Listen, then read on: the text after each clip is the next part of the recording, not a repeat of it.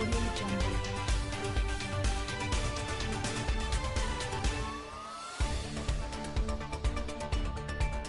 The paperback edition of Finding Freedom, featuring a new epilogue, claims palace aides were instructed to brief the press that the Duke and Duchess of Sussex did not want a title for their son, who was born in May 2019. But the book by Omid Scobie and Carolyn Duran claims Meghan and Harry did want the option of a title for Archie. The biography claims the differential treatment the Sussexes believed their son had received was a major sting to them. The book says, palace aides were actually instructed to brief the press that the couple did not want a title for Archie. In reality, the couple did want the option, given that it would provide their son with a level of security that only comes with a title. The differential treatment the couple felt had been bestowed upon their son was a major sting to Harry and Meghan. The couple brought up the issue of a title for Archie during their controversial Oprah Winfrey interview in March. Meghan said, "They were saying they didn't want him to be a prince or princess, not knowing what the gender would be, which would be different from protocol. However, Archie was not entitled to be a prince when he was born because of rules set down by King George V more than 100 years ago.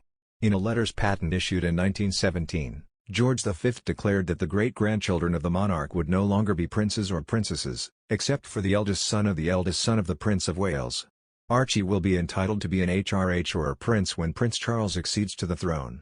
Finding Freedom, which is being republished in paperback form on August 31, makes a series of fresh claims about the Sussexes and the royals. According to the book, some members of the royal family were quietly pleased Meghan missed Prince Philip's funeral because they did not want a circus or Harry's wife creating a spectacle. The biography also claims the couple had no regrets over quitting their royal roles and that Meghan had found her tell-all TV interview liberating. The Sussexes quit royal duties in March 2020 for a new life in America. They are now living in California with 2-year-old Archie and their baby daughter Lily. Lawyers for Harry and Meghan have distanced themselves from Finding Freedom, describing it as unauthorized, and saying the authors do not speak for our clients and seem to rely on unnamed sources. Relations between Prince Harry and the royal family are widely reported to have become rather strained this year, not least with his father. A royal expert has claimed that Prince Charles is particularly devastated about the feud with his youngest son, which was sparked in earnest by the Duke and Duchess of Sussex's Oprah interview in March. Speaking on the True Royalty program The Royal Beat, author Robert Jobson explained that the Queen's son, 72, has had a difficult time coming to terms with his 36-year-old second child's move to the U.S. and his public criticism of the royals. The royal commentator, who co-wrote the 2002 book Diana, Closely Guarded Secret, said, "I think that he was closer to Harry and that's why it's hit him quite hard with what's happened with Harry." Jobson made the comment while discussing the late King George VI's relationship with his youngest child, Princess Margaret. Referring to the Queen's father, he said, "He had a deep affection for both his daughters and protected them, but he had a trust in the Queen, Princess Elizabeth. He felt that she was a solid character." Jobson continued, "He had an affection. It would be Margaret, who he doted upon." He appeared on the program with fellow royal experts, Christopher Warwick and Claudia Joseph.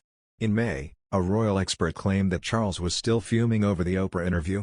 Christina Garibaldi said that Harry did not leave the UK on good terms with his dad following Prince Philip's funeral. Garibaldi claimed, Prince Harry and Prince Charles did not resolve their differences when Harry returned to the UK. They barely communicated. Charles is still fuming about Harry throwing shade at him and the royal family in the big interview and won't let it drop. The first in line to the throne was also recently suggested to be enormously hurt at the Duke's claims that he was cut off financially in early 2021. In the Oprah interview, his son said, "We didn't have a plan. That was suggested by somebody else by the point of where my family literally cut me off financially, and I had to afford security for us."